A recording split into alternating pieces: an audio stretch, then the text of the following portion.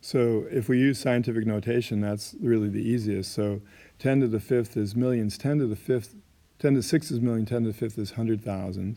So we can write 500,000 this way. And so what does that mean to square it? Well, it means 5 times 10 to the fifth times 5 times 10 to the fifth. And so that'll give us 25 times 10 to the 5 plus 5, or the 10th. Okay, and we're multiplying that by 2 times 2 times 10 to the fifth, sorry, 10 to the fifth times 10 to the fifth. Okay, so when we put those together, we'll get 25 times 10 to the 10th plus times, 4 times 10 to the 10th.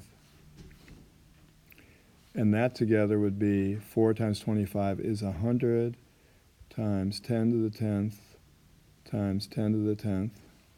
Okay, but 100 is 10 to the second. So when we put all that together, it looks like 10 to the 22nd. So n equals 22. And that would be our answer there. And so when you think about it, if you look at it, you have 10 to the fifth times 2, 10. 10 to the fifth times 2, 20.